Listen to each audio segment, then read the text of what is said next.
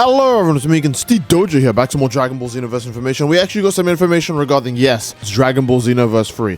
Now if we translate this post, it actually says information about Xenoverse 3 that obtains from a reliable source in Japan and now share. Well in development, numerous delays in some aspects have been completely redone from the scratch. Graphically very impressive, a playable version already exists and it will release in 2027 or 2028. We even have Constant City Mods, who's very reliable here, saying this time it's real guys, trust for real 100%. Now, since we're all gathered here today, I'm going to ask you guys, what would you like the most in the Dragon Ball Xenoverse 3? Or what would you even expect from the Xenoverse 3? Because if Xenoverse 3 was to actually release in 2027 or 2028, it would mean it would probably be after, Sparking Zero's completely done with all support. Because I don't see Sparking Zero living past 2026. I don't see Sparking Zero living past 2026 when it comes to all the DLC content. Like, when they add all the DLCs to Sparking Zero, I don't imagine I'll have anything for 2027 because that game is pretty much already out the door when it comes to Bandai's love for it when this happens. So I think all Dragon Ball games will actually be done with their support, other than obviously games like Geksha and Squadron and stuff like that, right? But it's actually, interesting to see that this release date would be the one for Xenoverse.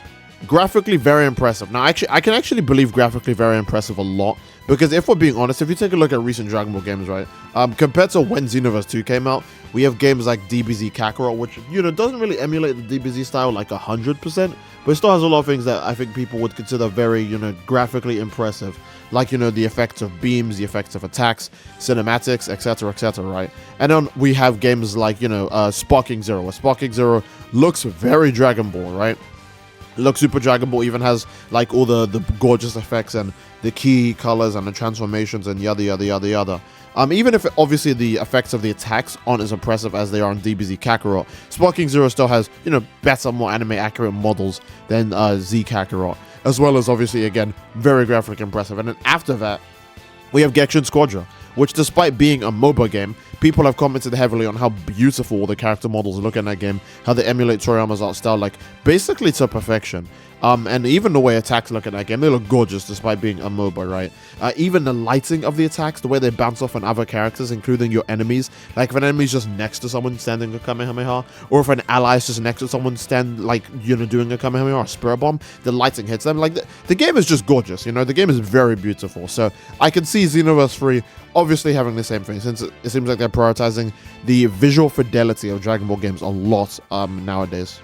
Well in development. That part is kind of impossible to believe, because the thing about being well in development is like, how the hell are you developing this while making all the other Dragon Ball games at the same time? Like, that just seems like nonsense, right? Like, there's no way you make a big chunky meaty like humongous like steak game like Sparking Zero. Like, yes, that game has no content, but you have to imagine that game took at least a bit to make, with the graphical fidelity, the gameplay, the characters. They still would have had to make the animations. Yes, even if the way combos are in the game are exactly the same, they would have still had to make the animation for each individual punch that these characters do, as well as the way they fire key blasts or the way they do super attacks. I don't see how this could have been in development during Sparking Zero. That is nuts.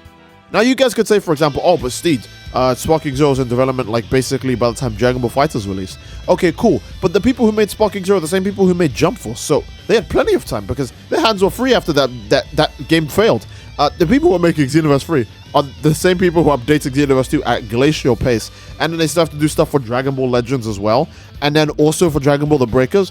Where did this time to manifest a Xenoverse 3 come from? It's just not believable. Numerous delays and some aspects have been completely redone from scratch. And I think anyone would expect that, because Xenoverse 2 has a lot of redone stuff that was in Xenoverse 1, and even new stuff that Xenoverse 1 didn't even attempt to do. So when it comes to numerous delays and aspects, blah, blah, blah, I can expect that, right? Xenoverse 2 even had a few hints of, oh yeah, this is going to be the end of Dragon Ball Xenoverse 2. Do you remember that all the way back in DLC 12? That was ages ago. When the game was already saying that it was the end of Xenoverse 2. And then they just kept going after that. So, yeah, it's safe to say that maybe they actually did delay this game several times over, because it just wasn't ready to be released, so they had to pump out even more DLC for Xenoverse 2 to basically feed our hungry mouths while they were making more stuff, or buying more time for this game. And the last thing I wanted to talk about is a playable version already exists. Literally how? In the midst of all... Okay, if there's a playable version that exists, here's how it must look. It must be only stick figures that have the animations that Goku and Vegeta are going to have in the new game, because there's literally not like even a slight chance in hell that there's going to be like a fully playable like animation and model set of Goku and Vegeta punching and flying and kicking and like shooting beams at each other when they just finished making Sparking Zero. Where are the Xenoverse 2 devs gonna get the time to make this while also making DLC for Xenoverse 2, while also on top of all of that making stuff for Dragon Ball Legends? And I think the last point I'll make, other than the fact that, you know, Content City Mods is again a very reliable source, and he's saying it's not true, so that's pretty much all the evidence you need. I think the last point I'll make is, you guys remember there was a game called what was the game called again? It was a Dragon Ball game. It came out recently. I think it was called Dragon Ball Sparking Zero, and it didn't have a single leak ever. So where is this coming from? Where is this brave post coming from, saying that Xenoverse 3 from a reliable source is coming when nobody knew about Sparking Zero? That game was in development for 5 years, and this is well in development. So has this been in development for longer than 5 years? Which is why this has leaked but Sparking Zero didn't? Doesn't sound believable to me. Dragon Ball FighterZ I don't even think leaked. And if it did have a leak, it wasn't this much information. Right? I remember that game got revealed at Xbox, so it probably did have a leak because Xbox has just been very funny over the past years. They've been fumbling hard and non-stop. But FighterZ didn't have any massive leaks. Sparking Zero didn't have a single leak. You know? We didn't even know the name of that game until Bandai officially gave us the name. So even if people are trying to run around saying, oh, Tenkaichi 4, Tenkaichi 4, it wasn't called Tenkaichi 4, it's called Sparking Zero. So this is impossible to believe, knowing that Sparking Zero did not leak, but this is leaking. Like, how? How, Sway, how? Like, I just can't believe it. Now, it could be better security, because Sparking Zero's DLCs don't even leak either. It's literally just, like, Sparking Zero's DLCs don't even leak. Xenoverse 2's DLCs can leak, right? Like, people can mess with the characters, like maybe like a day early or something, but, like, that doesn't even happen in Sparking Zero. So, maybe if you believe some of the things here, this could be real. But I'm gonna go over the points again as to why I don't think this is real. Well in development, literally how the Bandai Namco Dimps has been busy, especially with Xenoverse 2 DLC and with Dragon Ball Xeno. Well, not Dragon Ball Xenoverse 2 because they've not been doing that much with Dragon Ball Xenoverse 2, but they've been busy with Dragon Ball Legends, and Dragon Ball Legends has, you know, it makes a lot of money, so they'll be focusing on that. I also want to point out that there's no new Dragon Ball content in general, so it'd be kind of weird to drop another Xenoverse game, knowing that you can't add any DLC to this. They're not going to do Super Dragon Ball Heroes because they haven't finished their licensing dispute, right? When it comes to all the Dragon Ball media, when they do, of course, this has a 100% chance of being real. In fact, the moment they're done settling that, I expect Xenoverse 3 tomorrow, because they would have been making it in the background, waiting for that dispute to settle, and then the moment it's been approved, they'll just release the game tomorrow. I guarantee you, the moment they're done arguing about the rights of Dragon Ball, we'll get Xenoverse 3 the next day. But until then, no. Nothing is well in development. Numerous delays have some aspects have been completely redone from the scratch. Sure, I expect that from any game that's having a sequel. Graphically very impressive. Recently, Dragon Ball games have been killing it with their visuals. Fighters, Gexhin Squadra, not Xenoverse. Fighters, Gexhin Squadra, Sparking Zero, all of these games look beautiful. Fighters especially looks really great, and I want to remind you that Fighters is the one that's getting SJ4 Daima Goku in it, after being basically abandoned. So, yeah, I think they're focusing more on graphical fidelity. They might be aware that making Dragon Ball games look gorgeous as hell is a really good way to pull players in. So that way, even if the game is like unsatisfying like Sparking Zero, people will still want to play the hip new Dragon Ball game. A playable version already exists. I don't believe that. I just don't believe it at all. It just doesn't make any sense. And release in 2027 or 2028. I think not being sure on the release date is kind of all the evidence you need. That, like how? 2027 or 2028? Oh, so is it releasing at the end of 2027? Which is why the release date could be 2028. Like, just doesn't sound believable. Like, Sparking Zero didn't even leak. So how is this one gonna leak?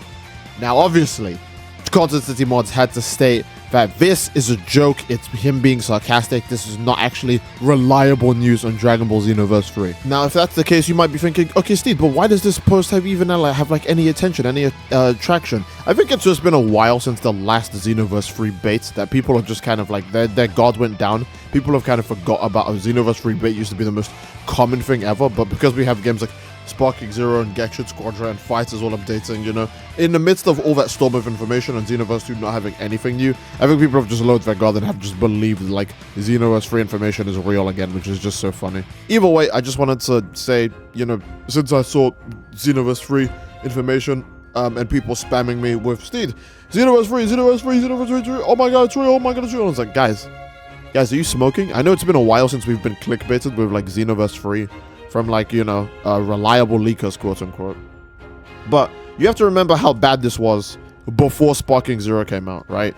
Before Sparking Zero came out, hell, even before Breakers came out, before all these games came out, Xenoverse free information basically stopped. People were so fatigued that no one was going to play a Xenoverse. If you said Xenoverse free in the middle of Sparking Zero like coming out, or like when we heard Sparking Zero was being announced, I think people like unironically sent like Revenge Death Ball energy to your body and you wouldn't be able to tell because they hated you if you said that. It wasn't Super Bomb energy, it was a Revenge Death Ball energy. You could not say Xenoverse without people going, this guy, always something of this guy. You know, people just would not swallow that. But I just wanna make it clear that it's, again, most likely not real. If it is real, I'm ready to eat my words. I'm always ready to be wrong. I'm completely okay with being wrong about good things, so I don't care. But it's most likely not real. So abandon all hope, all ye enter past this area, you know? And I think this is a good place to end the video. Leave a like on the video. Don't forget to subscribe to greatly support the channel. Leave a comment down below about what you think about all of this, because maybe you have some evidence and some facts that could go against my own, or some points that go against my own. I don't know, but to me, this is so far the usual Xenoverse free clickbait. So that will be it. I do love you all. I hope you all enjoyed, and I will see you fellas all next time.